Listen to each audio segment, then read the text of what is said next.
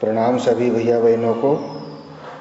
तो इस अध्याय में दूसरे पीडीएफ में हम समझ रहे आंवला की खेती का वर्णन। आंवला की खेती में वानस्पतिक नाम है एम्बिलिका ऑफिसिनेलिस। एम्बिलिका ऑफिसिनेलिस। कुल है यूफोरबिएसी। नंबर 2, भूमि एवं जलवायु। यह सदाबहार पौधा है जो नम एवं सूखी दोनों प्रकार की जलवायु में उगाया जा सकता है। इसके वृक्ष अधिक सहिष्णु प्रकृति के होते हैं, जिस कारण इनकी अच्छी वृद्धि एवं सफल पैदावार के लिए हल्की बलुई मिट्टी ज़्यादा उपयुक्त रहती है।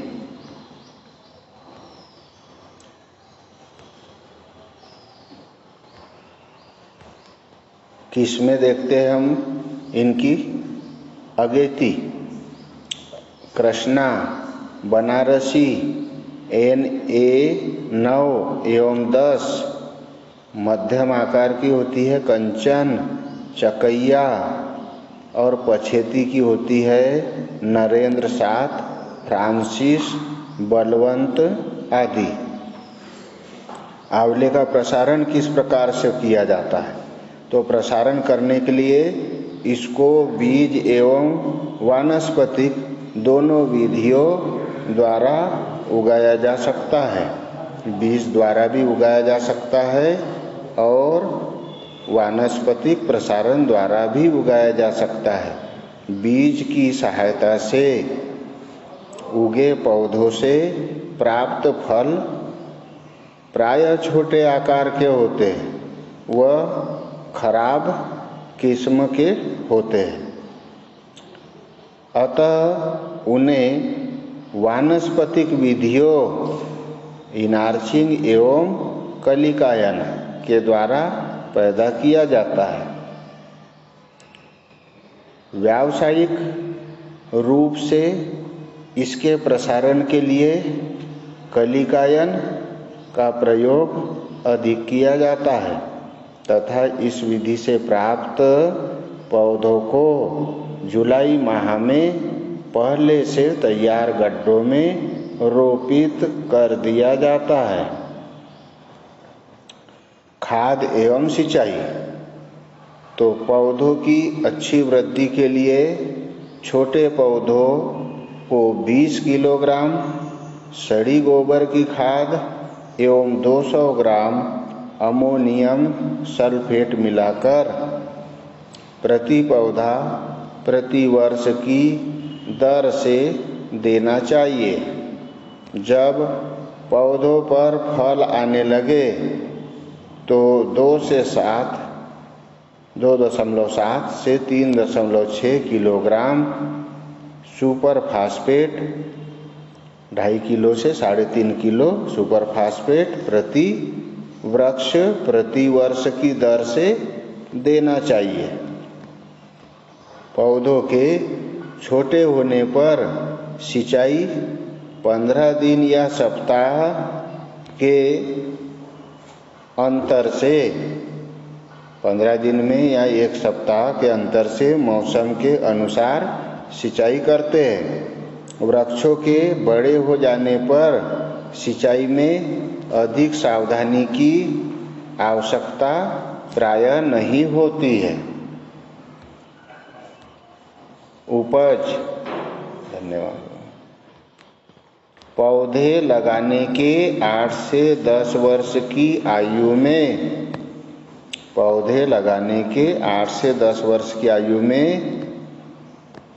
फल देने लगते हैं। शुरू में इनकी पैदावार कम होती है, लेकिन 30 से 40 वर्ष बाद यह भरपूर पैदावार देते हैं। इस समय प्रत्येक वृक्ष से औसतन 4.5 क्विंटल का उत्पादन प्राप्त किया जा सकता है। कीट एवं नियंत्रण। तो इसे बेंटोसा स्टेलोकोटा स्विंस नामक कीट नुकसान पहुंचाते हैं। यह टहनियों में छेद करके अंदर प्रवेश हो जाते हैं। नियंत्रण प्रभावित शाखाओं को काटकर नष्ट कर देवे तथा 0.2% पैराथियान का छिड़काव करे। रोग नंबर 1 रस्ट और नंबर 2 विल्ट। देख रहे आंवले किस प्रकार से स्वस्थ लगे हुए हैं। आंवला एफिड पौधों के अग्रभाग का रस चूसता है। 0.06% मोनोक्रोटोफास का छिड़काव करना चाहिए। उपचार डाइथेन Z78 छिड़काव 0.2% मात्रा 0.2% मेन का जैक का छिड़काव करना चाहिए। महत्व पत्तियां दस्त एवं अपच उपचार में, फल मधुमेह बीमारी, आँख के विकार, पेट रोगों के उपचार में, तेल चर्म रोग एवं बालों से संबंधित रोगों के उपचार में, विटामिन सी प्रचुर मात्रा में देना चाहिए। अगला चलते हैं नींबू प्रजाति के 5 पौधों का नाम एवं वानस्पतिक नाम लिखिए। नींबू प्रजाति के 5 पौधों के नाम एवं उनके वानस्पतिक नाम। तो नींबू प्रजाति में नंबर 1 आता है मौसमी या माल्टा। इसका वानस्पतिक नाम है सिट्रस साइनेंसिस। Citrus sinensis.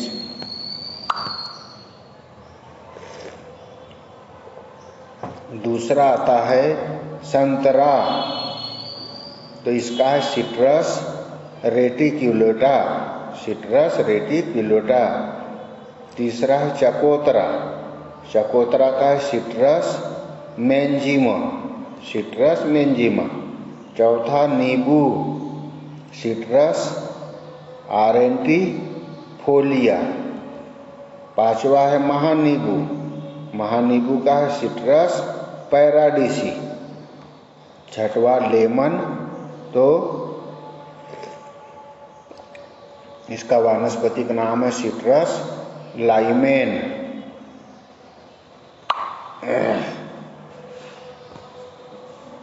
प्रश्न नींबू प्रजाति के पौधे का वर्णन निम्नलिखित शीर्षकों में कीजिए। तो भूमि कैसी लगेगी? अधिक उपजाऊ दोमट मिट्टी जो 2.5 से 3 मीटर से कम गहरी न हो। नींबू प्रजाति की खेती के लिए सर्वोत्तम मानी जाती है। भूमि का जलपट अधिक ऊंचा होने पर इसकी जड़ें सड़ा देता है। भूमि का pH 7.5 उत्तम होता है। 7.5 यानी थोड़ी क्षारीय भूमि ज़्यादा अच्छी होती है। जलवायु इसकी खेती हेतु नम व ठंडी जलवायु की आवश्यकता होती है। पाले से इस फसल को हानि होती है। अधिक वर्षा भी हानिकारक है। फलों के पकते समय शुष्क जलवायु आवश्यक होती है। तीसरा खाद एवं उर्वरक। छोटे पौधों को वर्ष में 1 बार खाद देनी चाहिए। फलने से पूर्व पौधों की बढ़वार व जड़ों के विकास हेतु नाइट्रोजन युक्त खाद आवश्यक होती है, जबकि फल वाले पौधे के लिए सभी सूक्ष्म पोषक तत्वों की आवश्यकता होती है। देख रहे हैं हम नींबू का बगीचा।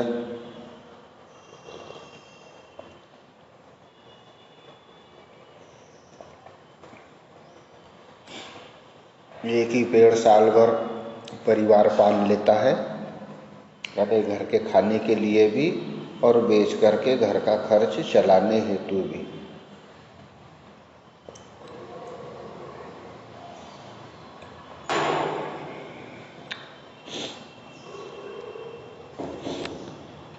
जहाँ भूमि अम्लीय होती है ऐसे स्थान पर 6 से 8 वर्ष के अंतराल में 15 से 20 क्विंटल चूना प्रति हेक्टेयर डालना चाहिए।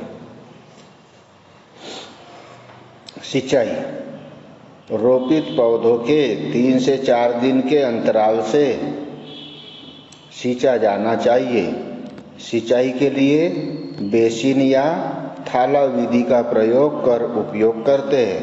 पूर्ण विकसित पौधे की गर्मी में 7 से 12 दिन के अंतर पर तथा सर्दी में 15 से 20 दिन के अंतर से सिंचाई करना चाहिए। आवश्यकता से अधिक सिंचाई व पौधों के तने का पानी के संपर्क में रहना हानिकारक है।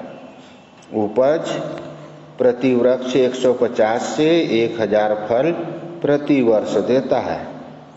रोग कौन कौन से लगते हैं? नींबू का कैंकर पहला लक्षण। यह रोग नींबू का अत्यंत भयानक रोग है जो ज़ैंथोमोनास साइट्री नामक बैक्टीरिया से फैलता है। इस बीमारी में सबसे पहले फल के ऊपर पीला सा दाग पड़ता है तथा बाद में यह दाग भूरे रंग में बदल जाता है। नींबू के फल एवं पत्तियों पर खुरदरे भूरे रंग के धब्बे पड़ जाते हैं। इससे फलों का बाजार मूल्य गिर जाता है। तो इसके लिए क्या करना चाहिए? रोगी पौधों को काटकर जला दे तथा बोर्डो मिश्रण 5:5:50 5:5:50 का छिड़काव करे। दूसरा नींबू का डाईबैक। तो इसके लक्षण है इस रोग से प्रभावित पौधे की शाखाएं ट्रिप से सूखना प्रारंभ करती है और अंत में पूरा पौधा ही सूख जाता है। यह नींबू प्रजाति का सबसे खतरनाक रोग है। संतरा तथा माल्टा में यह रोग अधिक लगता है। रोकथाम। पेड़ की सूखी टहनियों एवं शाखाओं को समय समय पर काटते रहना चाहिए तथा जस्ता एवं तांबे का घोल पेड़ों पर छिड़कते रहना चाहिए। महत्व। इनके फलों में विटामिन सी प्रचुर मात्रा में रहती है। इसके फलों को खाने से लेकर अचार, मुरब्बा आदि बनाने में प्रयोग किया जाता है। अभी आगे के रोग आगे देखेंगे इसके महत्व के बाद। देख रहे नींबू की खेती है ना। शरबत बनाने में भी इसका उपयोग किया जाता है। पेट संबंधी रोगों का उपचार एवं रोग प्रतिरोधी शक्ति विकसित करने में इसके फलों का विशेष महत्व है। बी. गमोसिस रोग। यह सामान्यतः फाइटोक्योरा कवक की प्रजाति द्वारा होता है। इसमें फलों में सड़न पैदा हो जाती है। पौधों के तनों में इस रोग का प्रकोप होने पर तने से गोंद जैसा पदार्थ बाहर निकलता है। बाद में तने में मोटी मोटी दरारें पड़ जाती है और अंत में पौधा कमजोर होकर गिर जाता है। रोकथाम इसकी कैसे करेंगे? इसके नियंत्रण के लिए प्रभावित भाग को ऊपर से छीलकर 450 ग्राम जिंक एवं कॉपर सल्फेट तथा 900 ग्राम चूने को 9 से 10 लीटर पानी में घोलकर लगाना चाहिए। अब कीटों की ओर ध्यान देते हैं तो लेमन तितली पौधे को काटकर नुकसान पहुंचाती है। रोकथाम लेड आर्सेनेट का छिड़काव करें। दूसरा, नींबू साइला बसंत एवं वर्षा ऋतु में होता है। रोकथाम तंबाकू का घोल छिड़कना चाहिए। तीसरा है पत्ती माइनर, पत्तियों में छेद करते हैं। रोकथाम 0.10% निकोटीन सल्फेट या 0.5 DDT छिड़काव करें। फल चूसक शलभ फलों में छेद करके रस चूसता है। रोकथाम इसको लाइट ट्रैप लगाकर इकट्ठा करके नष्ट कर दे। धन्यवाद आप लोगों ने जो मुझे सुना। गृह कार्य देखते हैं। आम की फसल का वर्णन कीजिए। दूसरा, आंवले की फसल का वर्णन कीजिए। और तीसरा, नींबू प्रजाति के पौधे का वर्णन कीजिए। धन्यवाद सभी को। प्रणाम।